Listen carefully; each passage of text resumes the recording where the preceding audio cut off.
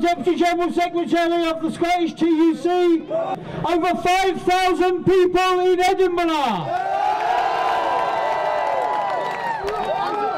Over 20,000 people in London. Across the world, hundreds of thousands of people today saying, boycott Israel, sanctions now, an end to Israeli terrorism, an end to the blockade. Let us be clear that this was an unprovoked attack in international waters. And brothers and sisters, the Israeli state had absolutely no right to board that ship in the first place. It is important, I believe, for us to build a broad alliance that we will hopefully have a debate in our Parliament on Wednesday so that we can put on record our disgust at what has happened to this flotilla. I think that what we have to do from our demonstration today is we have to think seriously about how we can pressurise our own government and form alliances across Europe. But we must take our own individual action wherever we can. Individuals can be given an opportunity to show their disgust at what is happening. The threat to peace is the continued defiance of Israel to abide by international law, and we must do all we can, brothers and sisters, to make sure that we carry on and stop this from happening.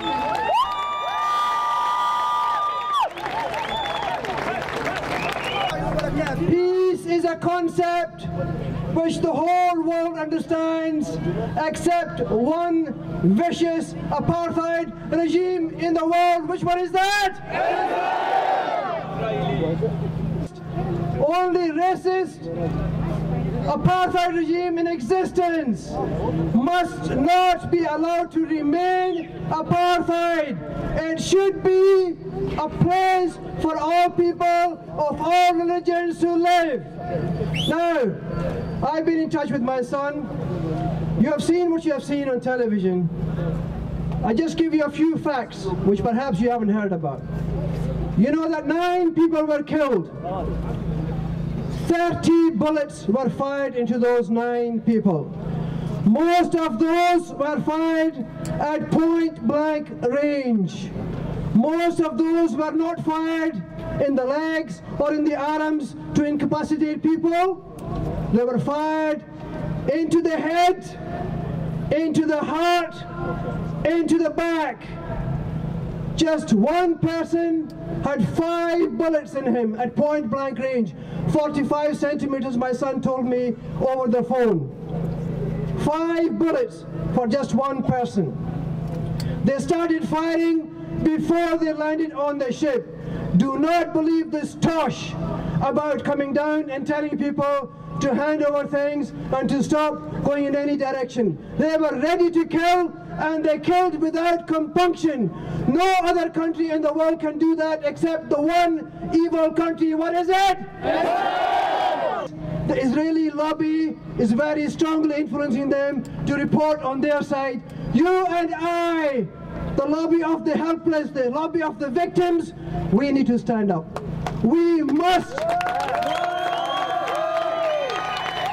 When we watch television, when we see a biased report, get the details of the news agency, get in touch with them and ask for a written response as to why they are reporting in a biased way. Please do this if you really want to make a difference. That's one of the things. The other thing, I tried to contact the foreign office for news about my son. They were totally useless, totally helpless. These are people who are supposed to be working for you and me. They are working for the state terrorist regime of Israel. Thank you for coming out tonight. Thank you for saying no more to Israel. Thank you for saying enough is enough. Thank you. Thank you from the mothers who lost their children in Palestine. Thank you from the fathers who lost everything in Palestine. Thank you from the children. Thank you from the trees of Palestine. thank you from every grain of sand for coming out and saying to Israel, enough is enough! Enough is enough! Enough is enough!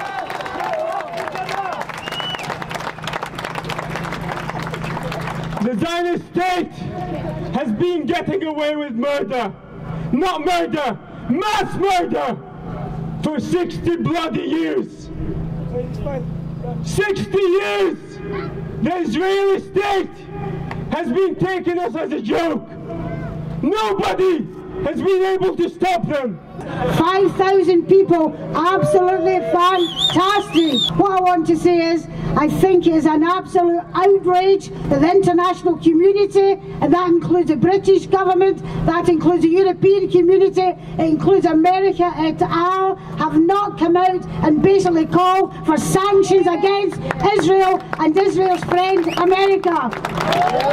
And I would like to call upon local government, hospitals, health services and governments to ensure that we do not stock any goods from Israel and the West Bank and the occupied territories. But what I think is now so important, and I think we all know this, is that the anger that has been felt throughout the world, Edinburgh here and in London and so many other countries, now must not be allowed to dissipate, because we know what the Israeli government and its supporters would want to happen.